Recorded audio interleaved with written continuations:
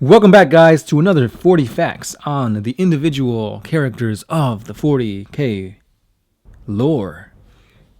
And this time we are bringing you a traitor Primarch by the name of Fulgrim. So without further ado, let's dive into his lore. It is said that when the Primarch landed on the poor, desolate world of Chemos, the soil beneath him began to sustain life, and therefore the laborers who found him named him Fulgrim, after the water-bringer of Chemos' creation myth. Fulgrim spent his early years working in a factory, and eventually he understood the machinery so well that he began to modify it to increase its efficiency. By the age of 15, he became an executive and ruled over a few settlements. Fulgrim wanted to save his planet and ordered engineer teams to begin mining for whatever resources and minerals they could find.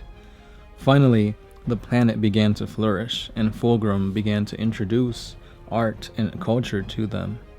50 years after arriving on Chemos, Fulgrim became its leader. Shortly after his rise to leader, a mighty armada arrived and made planetfall.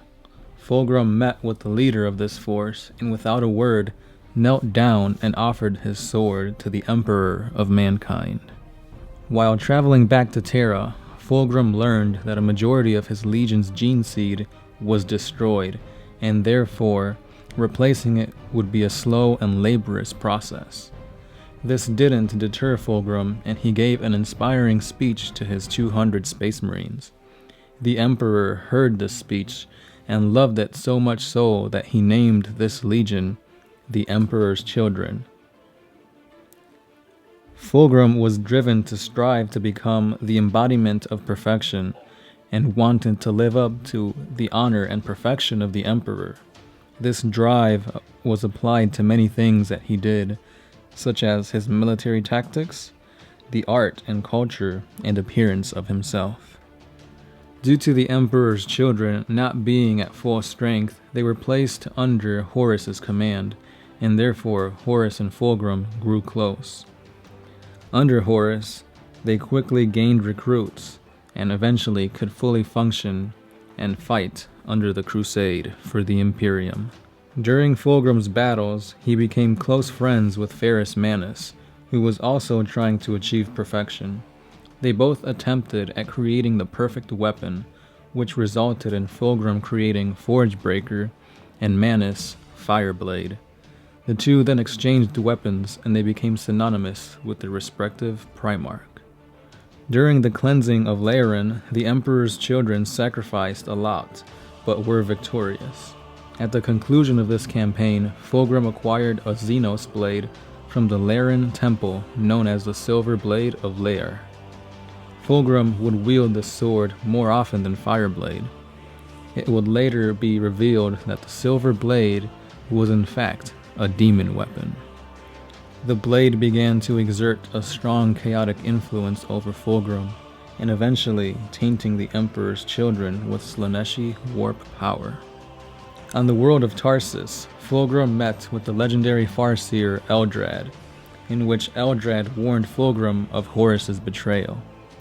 Fulgrim took this as an insult, for his close friend would never betray the Emperor. He thought about this, and his thoughts quickly were replaced with anger, and Fulgrim attacked. The Slaaneshi blade amplified his already deadly attacks, and Fulgrim killed the Avatar of Cain, along with an ancient Wraith Lord, before facing Eldrad. Fortunately for Eldrad, he managed to escape. Fulgrim's chaos-fueled anger led him to drop virus bombs on various Eldar maiden worlds, in an attempt to further cripple the Eldar. Fulgrim then goes to see Horus and asks him to explain himself. Horus instead changes Fulgrim over to his side. Fulgrim's heart now becomes fully tainted by chaos, and Horus sends him to Ferrus Manus in order to convince him to join Horus. While on the way to meet Manus, Fulgrim's chaotic influence spread to his legion. His thirst for perfection quickly became hedonistic, and his mental state was quickly deteriorating. Fulgrim met Ferris, and their bonds of friendship rotted away. Ferris could not be swayed to Horus's cause, and the two Primarchs left as enemies, ready to kill one another if they ever crossed paths. During the Dropsite Massacre, Ferris and Fulgrim once again met. The legendary weapons clashed over and over against each other, until Forgebreaker and Fireblade erupted through one another. The Primarchs came at each other, fists ready, but Ferris overpowered Fulgrim. The deadly battle was one-sided, until Fulgrim unsheathed his silver blade. The demon weapon gave Fulgrim the advantage, but he could not kill his beloved brother. At this point, the demon bound in the blade possessed Fulgrim's body and beheaded Ferris. The demon also used the death of Fulgrim's friend to fully take over Fulgrim's body, and Fulgrim's consciousness was imprisoned inside of a painting.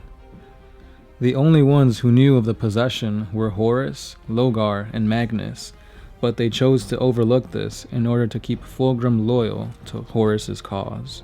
Eventually, through unknown means, Fulgrim took back his body and tortured the demon through the use of his newly acquired Slaaneshi powers.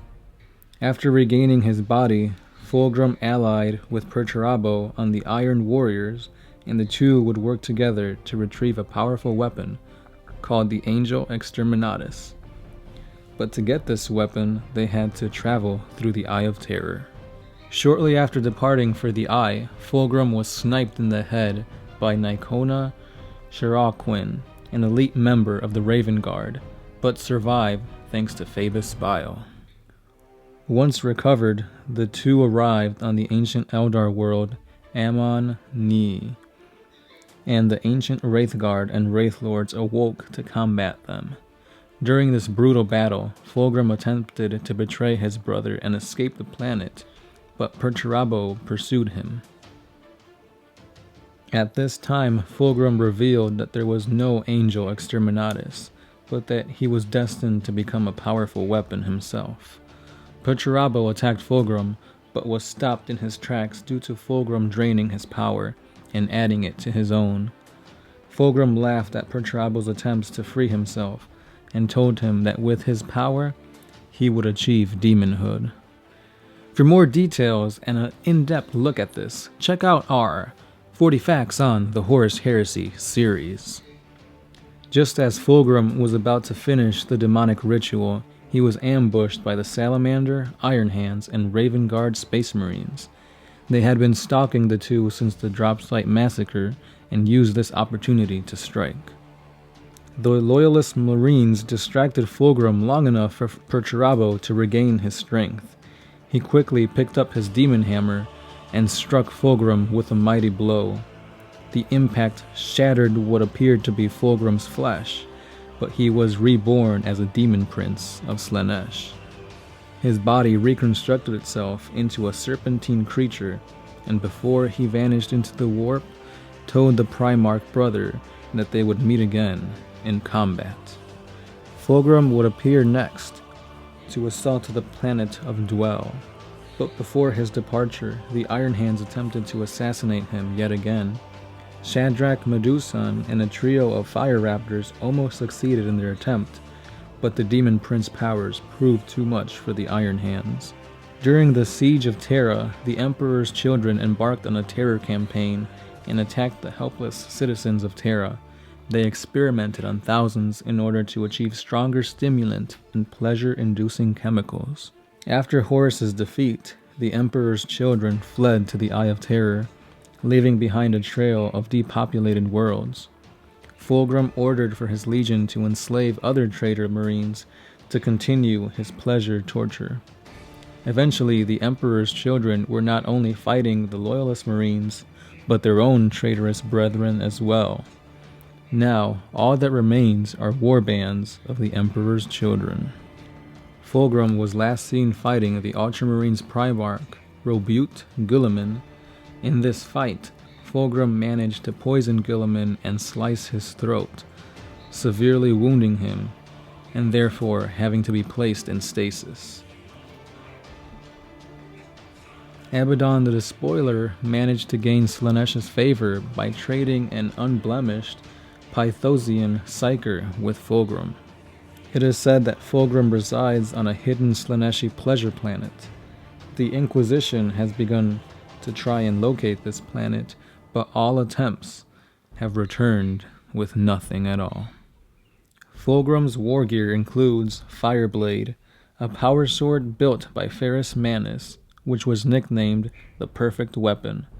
This weapon is capable of generating enormous amounts of heat, so much so that flames follow after each swing. The Silver Blade of Lair is a demon weapon possessed by a demon of Slaanesh. Eventually the demon took control of Fulgrim, but managed to regain control shortly after. Now Lucius the Eternal wields this blade. Fulgrim's personal firearm was called Firebrand. It was a Volkite weapon which could explosively burn flesh into ash. The Gilded Panoply was Fulgrim's custom artificial armor, which allowed him to move freely and use his exceptional speed and agility in battle. Fulgrim had silver-white hair and was considered quite handsome. His pursuit of perfection extended to physical, mental, and spiritual levels. Now, Fulgrim has become a four-armed serpent demon prince of Slaanesh, who strives to attain the most pleasurable sensations the universe has to offer.